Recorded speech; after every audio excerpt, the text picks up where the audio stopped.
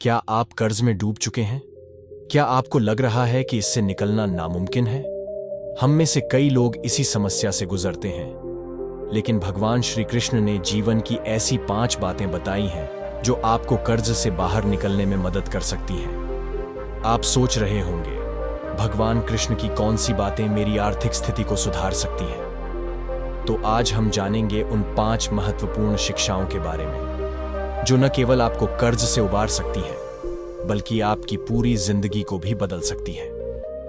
भगवान श्री कृष्ण का जीवन हमें हर परिस्थिति में उम्मीद और हिम्मत सिखाता है।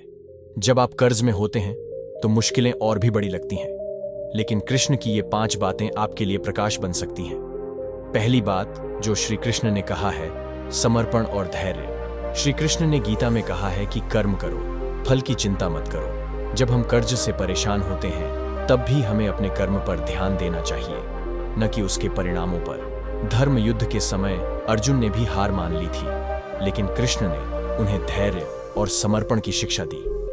इसी तरह जब आप कर्ज में होते हैं तो जल्दबाजी में गलत फैसले न लें। धीरे धीरे धैर्य रखते हुए सही निर्णय लें, जिससे आप इस स्थिति से बाहर निकल सकें। दूसरी बात जो श्री कृष्ण ने कहा है, सत्संग और अच्छे लोगों का साथ, यानी अच्छी संगत। कर्ज में फंसे लोगों के लिए गलत सलाह और गलत संगत बहुत नुकसानदायक हो सकती है। श्री कृष्ण ने हमेशा अर्जुन को अच्छे लोगों के साथ रहने की सलाह दी। कंस के समय कृष्ण ने उन्हें हारने नहीं दिया, क्योंकि उनके साथ हमेशा सुदामा जैसे सच्चे मित्र थे। आज के समय में ऐसे लोगों के साथ रहें जो आपको समझें और सही रास्ता दिखाएं। इससे आपकी आर्थिक समस्याएं हल होने लगेंगी। तीसरी बात जो श्री कृष्ण ने कहा है, संयम और अनुशासन। कृष्ण ने कहा है कि हमें अपनी इच्छाओं पर नियंत्रण रखना चाहिए। जब हम कर्ज में होते हैं तो अक्सर ज्यादा खर्च और फिजूल खर्ची हमारी समस्याओं को और बढ़ा देती है। कृष्ण ने रासलीला में भी खुद पर संयम रखा और सादा जीवन जीने का संदेश दिया।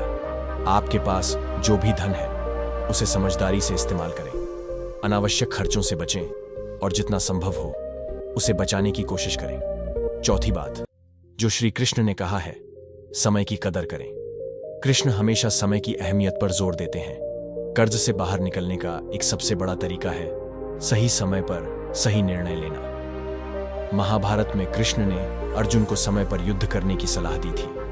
अगर वह सही समय पर निर्णय न लेते तो परिणाम विपरीत हो सकते थे। कर्ज की स्थिति में भी समय पर अपनी प्राथमिकताएं तय करें, ताकि स्थिति आपके नियंत्रण से बाहर न हो। 5वीं बात जो श्री कृष्ण ने कहा है, भरोसा रखें और प्रार्थना करें। श्री कृष्ण ने हमेशा कहा है कि हमें ईश्वर पर भरोसा रखना चाहिए।